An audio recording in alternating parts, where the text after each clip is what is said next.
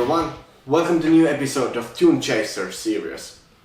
In today's episode I'm going to show you how I wrote the solo for the open G tuning song that I presented last week. So I'll put the link to the video where you can see the open G tuning guitar solo that I'm going to actually now teach. So this is a bit different concept of a video that I'm trying to see how it works. So the solo in open G tuning that I wrote. First of all, you have to tune the guitar to open G tuning to make it possible to play that solo. So in this case we have D, then we have G, again D, then G, so we have two G's, and then we have a B, and then we have D. So that's a tuning. So the open strings sound like this. And for this solo I used PRS MT15 amp profile, and most of the solos on my album are recorded with that one.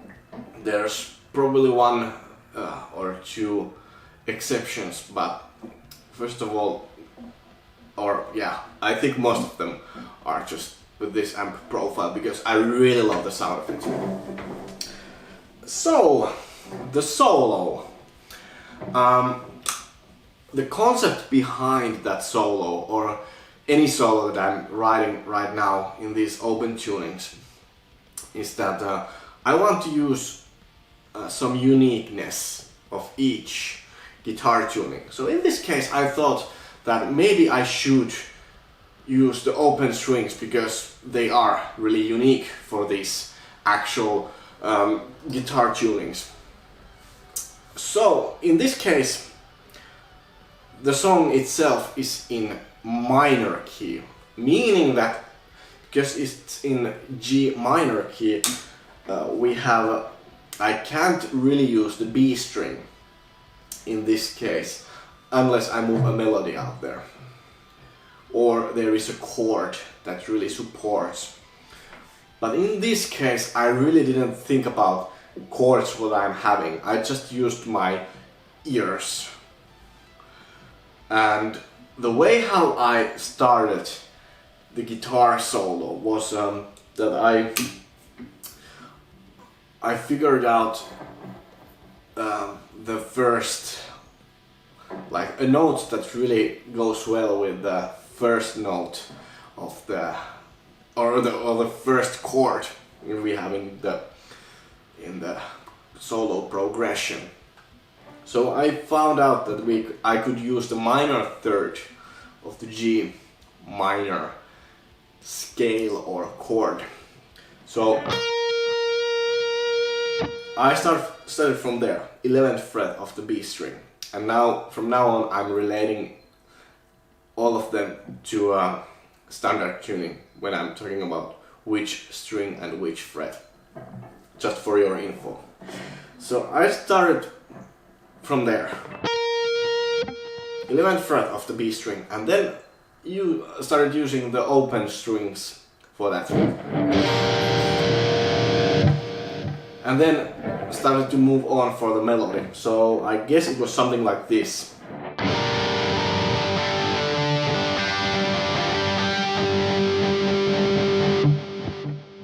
And from there I decided to use kind of that as a motive, because that is a really strong tool to use when you are improvising or playing a guitar solo, or basically those are the areas where I mostly try to figure out an idea and then repeating it for building up tension. So I have this little idea that I started with.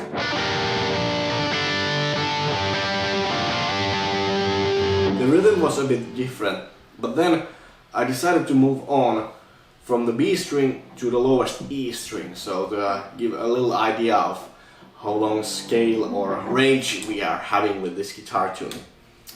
So the next idea or usage of that motive was to use the knowledge of having a quite symmetrical guitar tuning, meaning that there should be, or this tuning itself is really slide friendly, because I guess blues guitarists used it or have used open tunings for their songs and solos. So I decided to use to figure out a little like a scale pattern, which is, I believe it's mostly like major pentatonic or minor pentatonic or somewhere around that area. So from here I just basically took the idea of having the minor pentatonic box that we can have in a minor key from A string. So in this case it looks like this.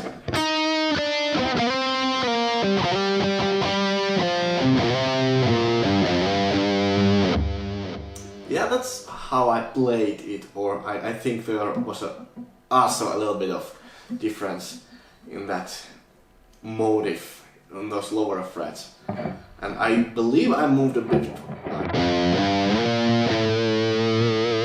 to that note, where I thought that I have to, or I really want to have then move some sort of faster move from the lowest string to the higher string, high E string. So I thought that legato technique would be really nice to use in this case. So I just tried to figure out how to use 2-string legato pattern. So it was basically something like this.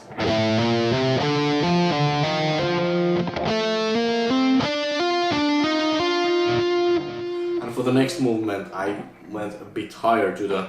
So I started this with the 7th fret and then used the 1st, 2nd and 4th finger.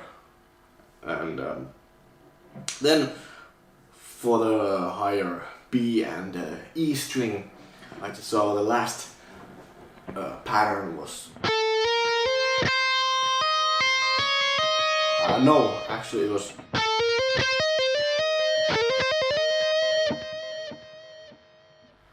And then I again started to use a bit of open string.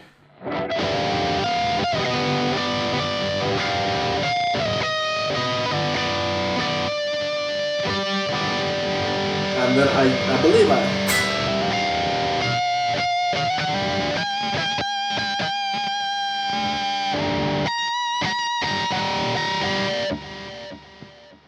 again a little bit of open string movement.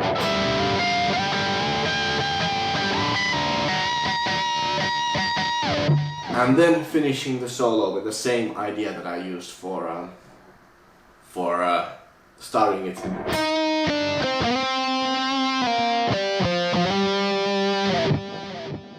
So that was like mostly or more or less accurate way how I wrote that solo. So there was a little bit of open strings, then some sort of movement in a pattern that goes in the same position.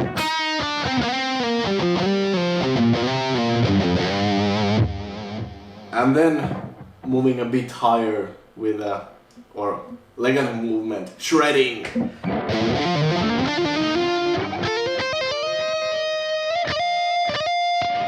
Then again some open string movement.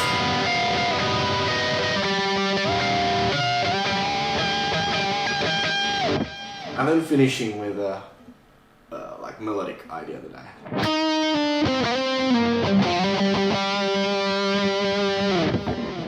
So yeah, that's kind of all that I had in my mind for this guitar solo. I hope you enjoyed this more informative way of presenting the solo that I wrote, and let me know if you want to know more about this solo writing approach for these songs, and I'll probably do more of this. So I hope you enjoyed this one, and see you on the next one. Goodbye.